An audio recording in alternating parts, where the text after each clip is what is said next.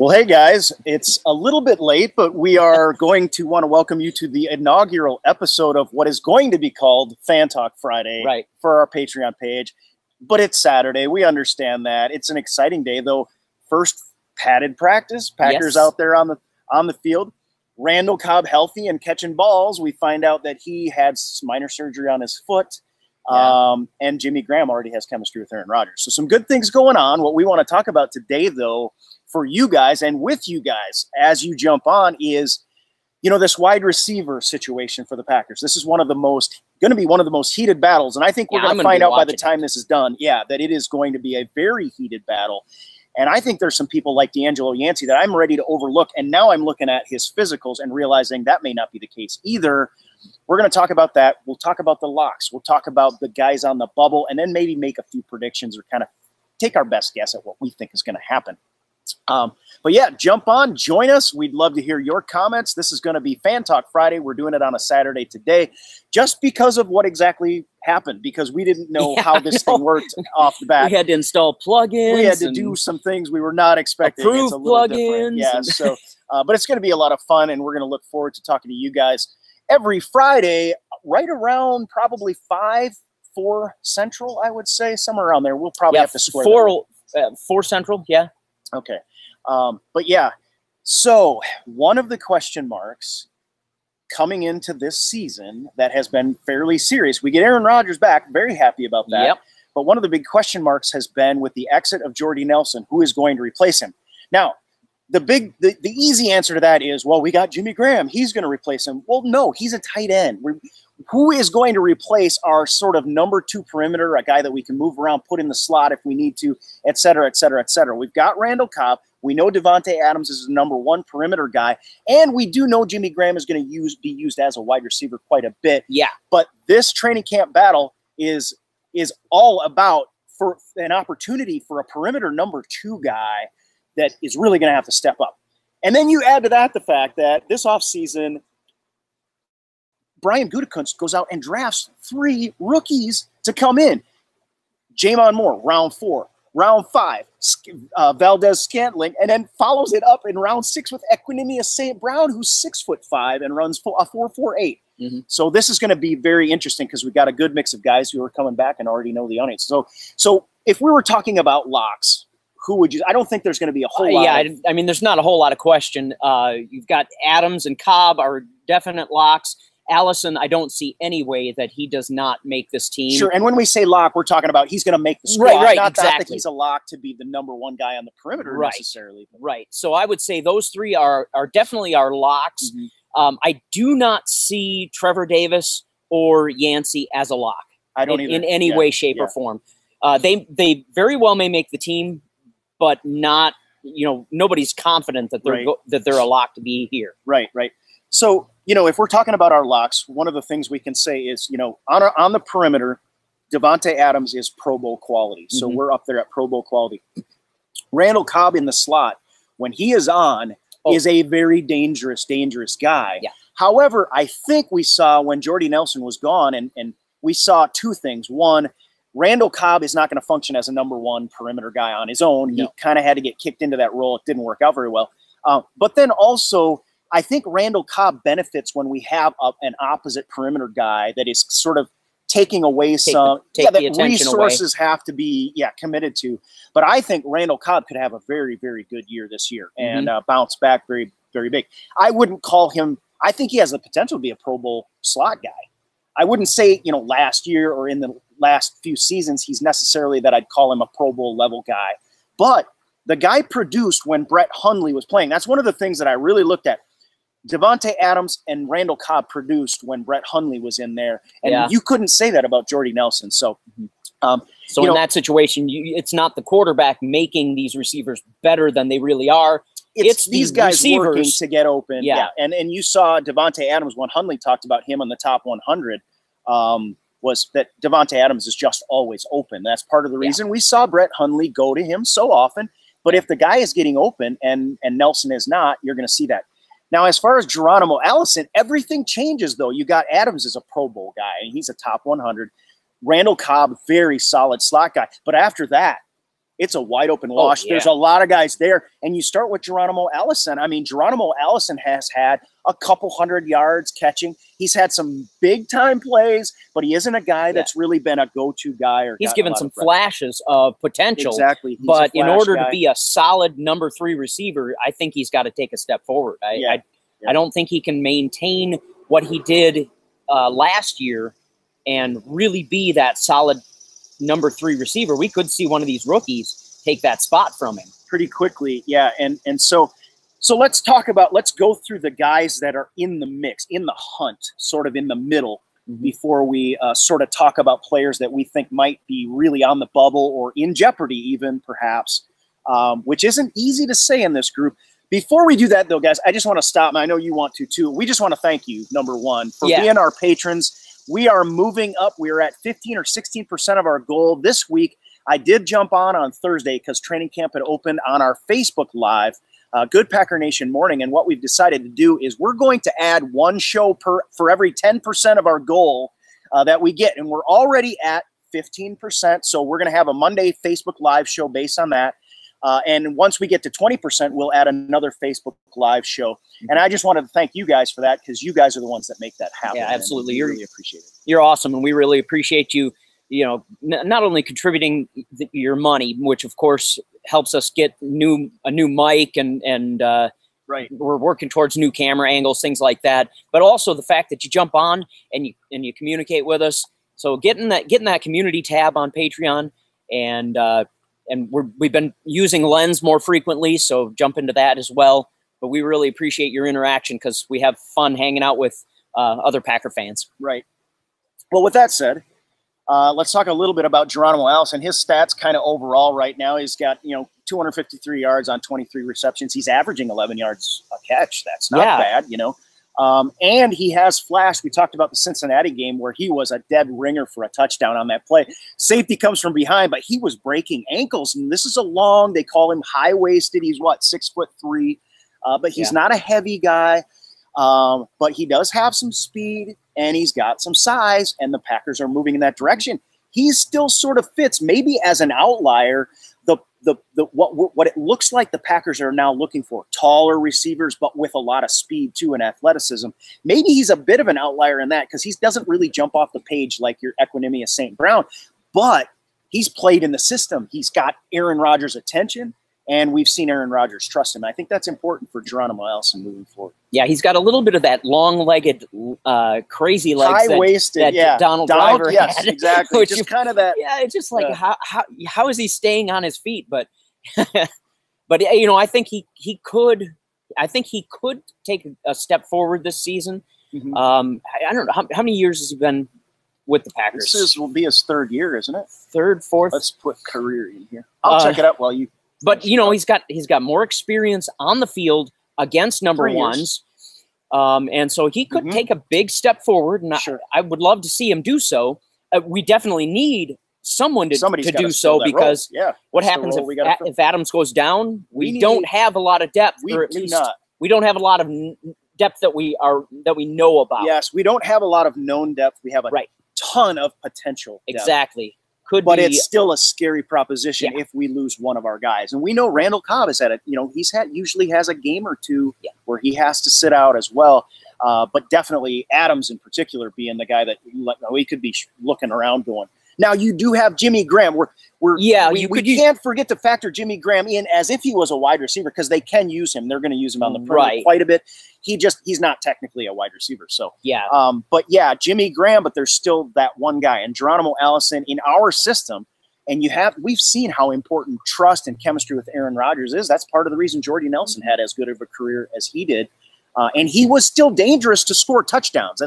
Make no mistake that when Aaron Rodgers is on the field and Jordy Nelson is on the field, he was a threat to score touchdowns. We've got double-digit touchdowns to make up because Jordy Nelson was leading the league when Aaron Rodgers exited. And Antonio Brown took quite a few games to catch up with Jordy Nelson's touchdown production. Right. So we still have to add to that now. And again, you want to factor in Jimmy Graham to that. You want to factor in Mercedes Lewis, but this wide receiver battle is what we're trying to focus on. So Geronimo Allison is there, and a guy I am, and I think he might come up in our bubble discussion, but I'm starting to change my mind a little bit. And I think we do not want to sleep on D'Angelo Yancey, guys. This is a guy that was, so productive at Purdue, I think. But yet he got relegated to the practice squad. He's a bigger guy, and he was not rated as high. But here's one thing I did not know. D'Angelo Yancey, I thought, was a big, slow guy. I mean, he's 6'2", 220, I think.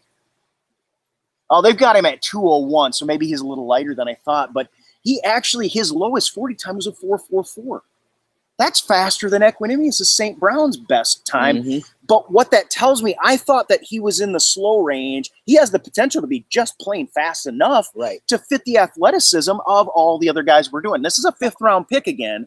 Obviously EQ in the 6th, and Valdez-Scantling in the 5th.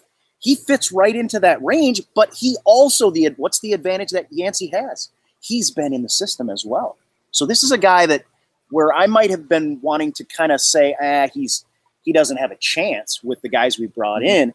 He knows the system, and the offensive system hasn't changed much. So. Yeah, and between him and Davis, I really feel like if the decision comes down to cut one of these two, I think Yancey's got the slot on the roster. Yeah, and I think, to me, I think the indicator is, we're going to have to talk about special teams, because if you're talking about the rookies, which we'll talk about next, special teams is obviously super important for them. But if you're talking about, Trevor Davis, Yancey would definitely have a serious chance, because Trevor Davis has really not shown himself as much of a wide receiver. But his punt returns, I think, is the thing. So I think if one of these rookies, whether it be one of these wide receivers or Jair Alexander on the defensive side of the ball, are able to take over punt duties or show potential that can develop, I think Trevor Davis could be in trouble. I mean, Trevor Davis could be in trouble. But again, we have seen more of Trevor Davis, there's no doubt, than we have of D'Angelo Yancey. But Trevor Davis is a speed burner. He's 6'1", 188 pounds, and he returns punts, which I think is his holding power right now. And that's one of the things that factors into my thought process between Davis and Yancey is Davis has had a chance to show his potential for improvement as a wide receiver, whereas Yancey really hasn't been on the field to show whether or not he has the potential to improve. And my question. The question I think they would ask is, do we need to cut ties with Davis because he's just showing he's not ever going to get there? Which sounds kind of like what they did with Janis. Janis was very valuable on special teams. Trevor Davis, very valuable as a punt returner. He had the touchdown. Showed some potential, made some mistakes too, but he was sort of young in that position. But he has not shown that he can be a wide receiver. Now, Yancey, this is the question I have on Yancey, and I'm interested in what everybody thinks here, is in the past, in the Ted Thompson-led Green Bay Packers, we have seen sort of possession guys. That's what D'Angelo Yancey just caught everything that came his way. He had bad quarterback play, but he still had a huge average in college. Those were guys that had staying power. Kind of reminds me of a James Jones type, except faster. And that could be very valuable. But in the Brian Gutekunst system, is he going to be the kind of guy that they want? Or are they wanting more sort of down the field threat, stretch the defense, take the top off defense sort of guys? D'Angelo Yancey, again, if he's running at his fastest in a 40, but he's not a get up to speed quite as fast guy, and his 40 time is typically not as good. His mid-range 40 isn't as fast. Is he going to have a struggle because we brought in these three guys? Is Gutekunst going to be, do you think, Gutekunst drafted these guys. He didn't draft D'Angelo Yancey. Is he going to be sort of 100% committed to just the process? And I think that's important. Or is he going to be lean toward his guys? That confirmation bias says if these guys are the guys that make the roster, that says good things about my decision making. My gut says that he's going to be pretty professional about his decision making process. You're always going to have bias. You can't offload your bias. But my gut says he's going to be pretty professional about his selections. But my gut also says that his selections look pretty darn good and could. I mean, we usually bring in a rookie wide receiving core and think, okay, of the 3, 4, 5 guys, we're going to keep 2 or 3. But I mean, we could legitimately keep all 3 of the draft picks. I don't know about the free agent rookies. No, we'll sort of throw that in. And those guys, you got to feel right off the bat, are going to be bubble guys. Yeah, they kind of start in that position. Right. Kyle Lewis and Adonis Jennings, we would consider them probably long shots. We'll talk about that in a minute. But let's go ahead and talk about these draft picks. Before we do that, though, guys, I do want to remind you, go ahead and share the show, share the page on your Facebook. If you do Twitter, share it out. Let's build a groundswell of support. We're going to get this show going. We're going to add more Facebook Live shows back as we continue to grow.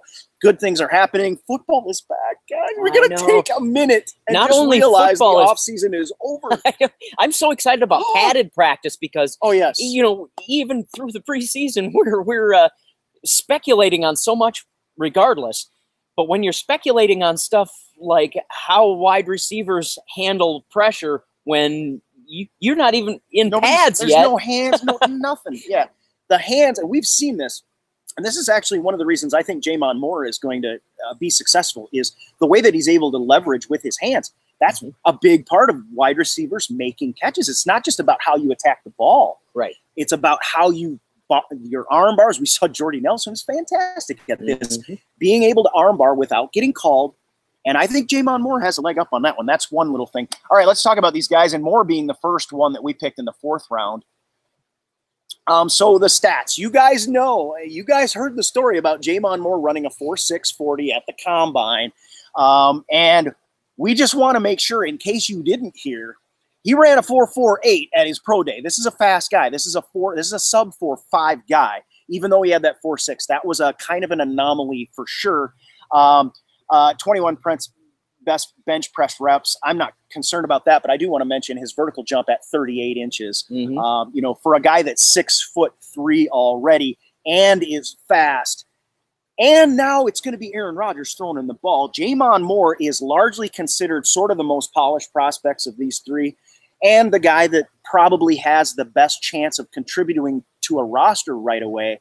But I think, to me, the thing with Jamon Moore, it's very early in the process but the biggest thing right now is that we saw Jamon Moore at training camp practice right off the bat. They were moving him all over the field, and he was getting significant reps. Yeah, and if I'm recalling correctly, he was moved around all over at training camp practice when all through his college career he played perimeter. At the left. Yeah, he was a left perimeter guy. So that either says to me that that they have more. They believe he could have played all those positions in college, or it says to me that they're throwing him into the deep end because in the Packer offense, in the Packer defense too, you have to play a lot of positions. Well, Mike McCarthy made it clear, and we know that he's made it clear all along. These wide receivers are trained on all 4 positions. Your right, your left, perimeter, and slot positions are all parts that they're going to learn. And Jamon Moore getting put into those positions should not seem out of the ordinary at all. But at that said, McCarthy also mentioned, if you read, you don't even have to read between the lines, he said he believes every rep is earned. So there's something they see in him that they're willing to plug him in. And we've seen this in the past. They're going to put, like you say, they're going to throw people out there. They're going to give them significant reps, see how they perform. And if they perform, they run with them. If they don't, they'll start. And you're going to see, you're going to see other guys. You're going to see other guys go in there and get those significant reps at some point. I think him being the first one says that, hey, listen, you were the 4th round draft pick, not the 5 or the 6. We see potential in you right away. And that's why you're going to get slotted in right away. And we'll see what happens from there. There's going to be all kinds of changes, though, too. We got to understand that. But all right, let's go on to Valdez-Scantling out of South Florida. And this is the guy that, he's 6'4", but he only weighs 206. He's a little lighter. But this is the guy. Now he runs a 4.37, and we get him in the 5th. And so, again, you've got this cluster of picks. All mid-rounders to late rounders. And this guy is a speed burner at 6'4", and he adds to it 30 inches, over 30 inches on the vertical. So another incredible prospect. This is the guy, the knock on Valdez-Scantling is that he does not seem pro-ready. His routes are not crisp. He gives away his routes. He gives away his breaks. He sits on some of his breaks rather than attacking the ball. Developmental prospect. What do you think? Yeah, well, and that was my concern with him is in watching highlights. I didn't actually go through South Florida's schedule, but in watching highlights, all the highlights are coming from opponents that are really not high caliber opponents. And so when you're in that situation, I mean, think of a Division I caliber football player playing in high school. You can have really sloppy routes and still be an unstoppable at that level. Same thing I think holds true from college to the pro ranks. The caliber of player at the pro rank, the speed of the game is so much faster that if you're playing against mediocre college teams, you can be sloppy and still have outstanding stats. Because of your speed. Yes, unless you're playing against other college teams that have pro caliber players. Sure. And that was my concern about those highlights, is seeing, we didn't really see him take on what I would consider an outstanding defensive back. And then, but then again, you look at the guy, he's a 4.37 guy at 6'4", and you bring him into our offense to learn these routes, to learn how to be a pro. Yep. And, he's going to make his nut on special teams to start with too. We need a replacement for Jeff Janis. He may be in that category. Again, we're speculating. He's going to have Aaron Rodgers throwing the ball. I mean, Aaron Rodgers makes wide receivers better. And one of the problems that Scantling had was poor quarterback play. True. Because the same thing that you said about him, he's playing against lesser quality DBs, but he's also playing with a lesser quality quarterback. So I think this is a guy. Now, if I had one guy to say the Packers might think they could, I think, is one of the biggest questions about Valdes-Scantling is, can you hide a guy like this on the practice squad? He's 6'4" and runs a 4.37. He is definitely seen by scouts and other people. There was an all-pro wide receiver that said, hey, just teach the guy routes. He's got the size. He's got the speed. Just teach him the routes. Can you hide him or not? Or can you afford to maybe keep D'Angelo Yancey where he's been and call him up if necessary? I think that's a big question with Scantling. If I'm a team out there and I see these stats that he's got and he showed anything on tape, to me, that's a guy I might be going after if I need a wide receiver. Yeah. The question with him, one of the questions with him going through training camp is, Jeff Janis, that was his bane, was he never learned to run routes well. And so, that's the question. Can he learn the routes? Has he just not had coaches that have forced the issue, or what? Yep. But again, we got this guy at pick 174. That's a guy that if you can hide him, do need Davis, because you don't get a punt returner out of the group that shows anything out of the rookie group. Maybe you have to keep Davis, and so these are options that have to happen. Now, here's a guy that I've been talking about for a long time because we picked him up in the 6th. Equinemius St. Brown. He gets a lot of, press because of his name.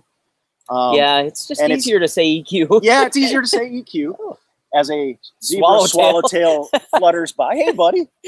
We are at Studio B, by the way, and let's just take a moment to do an advertisement, because this is where we do our Total Tailgating show from time to time, which we will hopefully be bringing back, and we'll be presenting on the Green Bay Packer Facebook fan page as well, because, drum roll please, it's going to be a Packer tailgating show. We decided to go balls to the wall. It will be a Packer tailgating show, guys, so watch for that if you haven't seen it in the past. But all right, now, Equinemius St. Brown, this is a guy whose father was a world-class bodybuilder, 6'5", and he's not light. Like, he's at 214, he's sub 220. Right. But still, at 6'5", 214 pretty big body in the wide receiving group. Yeah, and he runs a 4.48 as well. So your Yancey's fastest time is his median, and then you've got faster guys like Valdes-Scantling, but Jamon Moore right in that group too.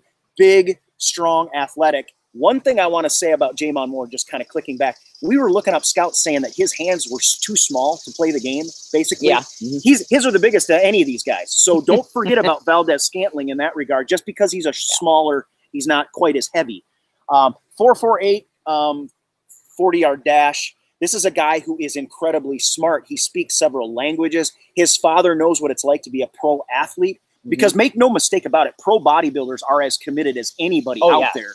you don't get a time off as a pro bodybuilder to win. If you're going to be competitive, and there aren't days off. And you can't be ignorant. The idea of the meathead bodybuilder is not. Oh no, that's bullcrap from start to finish. They are smart guys, smart as a tack, and they can manipulate bodies. And that's exactly what I think you're getting out of Equinemius St. Brown is a guy in a different vein, of course, but a guy who has had his body managed by his father, and through puberty and all of those kind of things, and developed into one heck of. I mean, he didn't grow him to 6'5".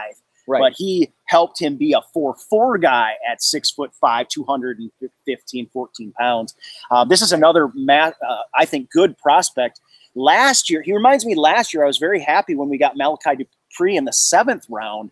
This guy, I think, is an even better prospect, and we got him in the 6th. But again, he's one of those guys. As if you're going to ask about a rookie that may not make the roster, we try to hide on the practice squad. Again, 6'5", 4'4" guy. That's dangerous proposition to me.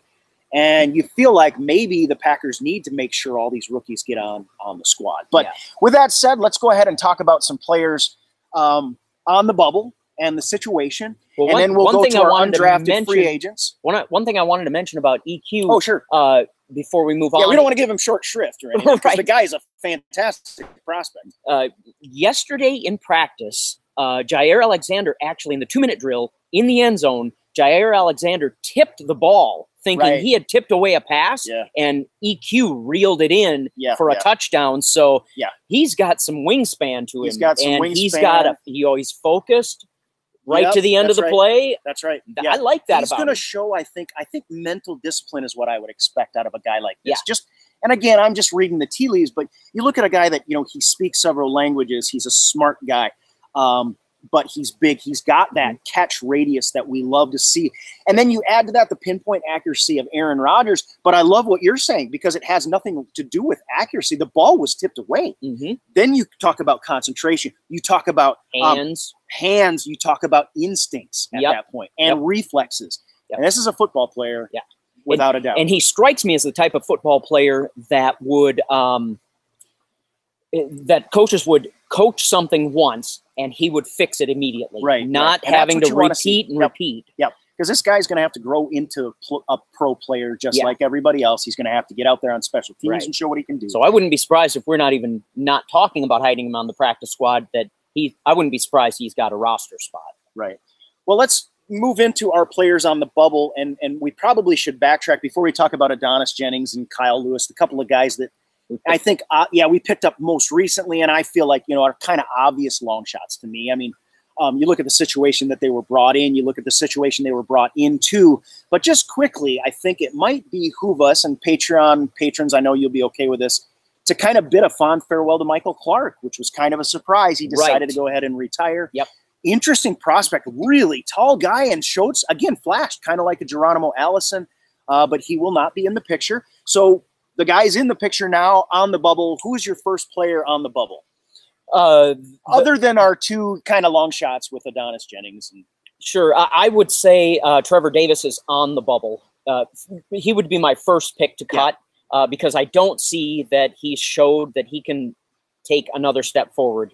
He may, but I think at this point, I think Davis's only shot to make this team, in my opinion, is if in punt return, he can show the coaches that he can threaten on every single return, then they may have to rethink it. Yeah, I tend to agree with that. And at the same time, I'm looking at some of these rookies. We've got speed, we've got athleticism. Now Trevor Davis is elite speed too. He was down in that upper 4.3, wasn't he? Yeah. So the guys that we brought in may be slightly slower, but we brought in a Jair Alexander who is right at that speed point. You don't need to be big. 5'11" as a punt returner, that's actually an advantage. You can squat down, make your first cut. You're going to be harder to see. Again, if we find within this group a guy that flashes potential as a punt returner, I can see the Packers rolling with that and Davis out. Now, to me, the argument, and I know some of the patrons may mention this too, is in Davis, though, you have a known quantity. But to me, I'm kind of like going, but wait, but why hasn't he developed into something that we can use as a wide receiver at this point. Right. So that's why I've got Davis on the bubble, and I'm like you. I actually am starting where I would have thrown out D'Angelo Yancey as a matter of course, I think, early on in my thinking. Now I'm not sure. He knows the system. Mm-hmm. The Packers felt good enough about him to keep him around over Malachi Dupree last year. Mm-hmm. And he comes in, he's going to know if he starts to show chemistry with Rodgers, he may have a serious shot at this. Again, I think the backside of that is, do we find a punt returner out of the group that does not include Trevor Davis? Because you've got to have that position locked down. But we've seen cornerbacks, Micah Hyde. Yeah. We saw, you can fill that position elsewhere. And I think Trevor Davis is in a little bit of trouble right now. Hot water, what do you guys think? We'll be interested to see the discussion on that. D'Angelo Yancey, again, he's a guy that physically he's got every opportunity to get out there, and he knows the offense. But I would think he might be a player on the bubble as well. I think he is. Yeah, you look at the draft capital we spent, and you look at the draft capital spent on really high-end athletes. Mm-hmm. I think the Packers are really going to – do you not agree? I think the Packers are going to find themselves in a conundrum, kind of like they did at the quarterback position last year when they let the quarterback we ended up losing the quarterback because we had a really athletic guy that we thought we might be able to hide because he didn't know the system yet. We've got to decide if we're okay with putting one of these rookies on the practice squad and hoping nobody snatches him up. Right. Or do we put D'Angelo Yancey back there, or can a guy like even Trevor Davis beat him? So, yeah. And how many? Another thing that enters into it is how many receivers are we going to keep? We've got Devontae Adams, you got Randall Cobb, Geronimo Allison. Those are our locks. Those leave about 3, unless you're going to maybe push to 7, the wide receiver count. That's either all of those rookies, mm-hmm. or somebody's going to have to lose a spot and try to get hidden, right. or held over. And then I think it's going to come down to whether or not we need more depth at other positions because we have Jimmy Graham in the mix. He's going to factor into that roster number. Yeah, we could keep only 6 receivers. Right. Our 3 locks and maybe the 3 rookies who don't have any experience. But knowing you still got Geronimo Allison, so you're full out. And, knowing that if one of these starting receivers goes down, we can fit Jimmy in the mix and not have to worry about the fact that these rookie receivers are still learning the system. If they're comfortable with that, or are they more comfortable saying, we know Trevor Davis can score touchdowns against the Falcons, which he did a couple years back. Do we want to hide one of those rookies, keep 2 of them on, and if we need it, Trevor Davis is waiting in the wing? But again, he has not shown enough. Yeah. Anyway, I guess what we're highlighting with the show is it's going to be super exciting training camp battle. This is going to be fantastic to watch. And competition is key. However it shakes out, somebody is going to have to perform to take those critical spots. And this is a critical spot at a critical position. With Aaron Rodgers throwing you the ball, that wide receiver position is one where you are dangerous to score at any time, and all of these prospects look like the type to do it. So, yeah, I think D'Angelo Yancey, Trevor Davis, and then, of course, Adonis Jennings and Kyle Lewis, these are guys that are, they come in, they've done some good things, but I'm seeing them as, and I don't call any of these guys camp legs because that's not how the Packers operate. A lot of people thought Tramon Williams was camp legs at one point. And he's been in the league 13 years and has swung back to us. And a lot of us are very excited, me being one of them, that he's back with the Green Bay Packers. Mm-hmm. Should not have even been anything more than a guy because he was athletic and maybe let's just give him a shot. Well, he's a Pro Bowler. And also I'll just throw in, we want the ball and we're going to score just because we had to train. Yes, Matt Hasselbeck shows up to training camp. You know what's going to happen. Well, that's about it for time for our show. We want to go about a half an hour, but just quickly, let's go through and why don't you let's go ahead and put together a roster prediction. Why don't you make a roster prediction?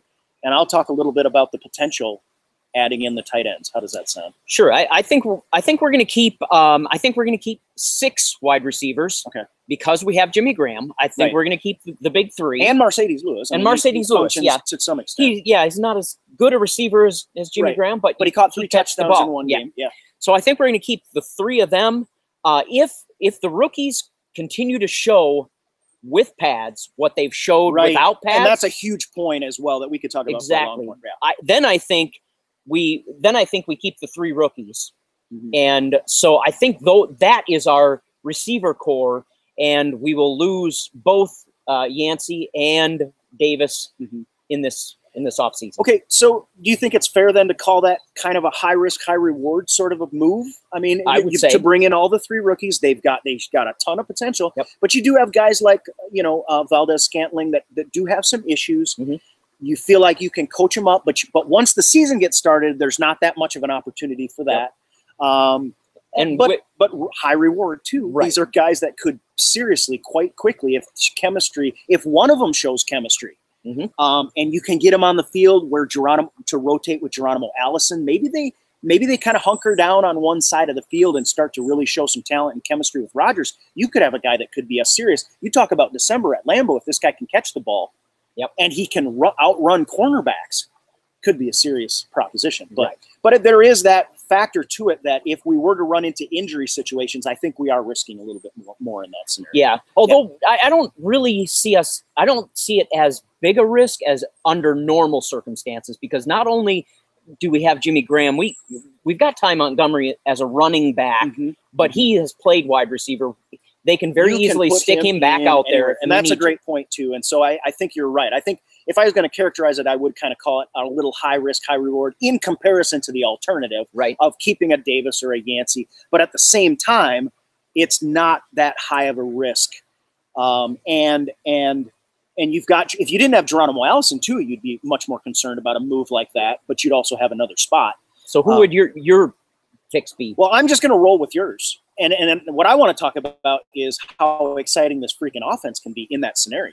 Because, you've got Cobb in the slot, you've got Jimmy Graham that can be perimeter, and Geronimo Allison. Now, keep in mind, we just talked about it earlier. Geronimo Allison knows both slot positions as well. Mm-hmm. The formations that we can throw in, and the fact that Ty Montgomery as a tailback back there is adding a 5th receiver at any point coming out of the backfield. Mm-hmm.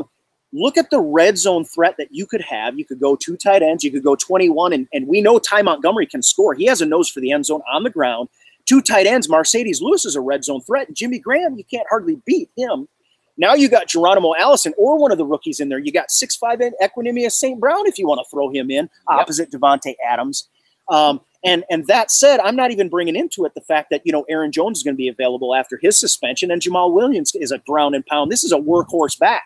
Yeah. But I mentioned Ty Montgomery because he's also a wide receiver, just like you said. Mm-hmm. I think this roster shows a ton of flexibility, even with, if you're the coach and you say, let's go with these rookies for their potential, even with the fact that it may take them a while to develop, and you might not see a lot out of them till closer to the end of the season, there's still a lot of flexibility in this offense. Yep. And I'm super excited about this wide receiver position in particular. Training camp in general, just glad football is going to be back. We are about, 10 days from the first preseason game, something like that, maybe less by now. It's next, next Saturday. Thank goodness it's coming fast. It is coming fast. It seemed like it took forever to get here, but it's coming fast. Yes. So as I've mentioned several times, guys, our Patreon page for you guys, what we want to do is smooth out the offseason too. We're going to try to have more content than anybody else. It's one of my goals, is more content than anybody else during the off season. And then during the season, we'll be picking up with some more content. I actually have a Go Deep video blog I've been trying to do, but we've had computer issues. Everything I have for computers is borrowed now. So it's a little bit harder to do right now. Yeah. But we will be doing Fan Talk Friday every Friday. You can tune in for that. We hope you enjoy it.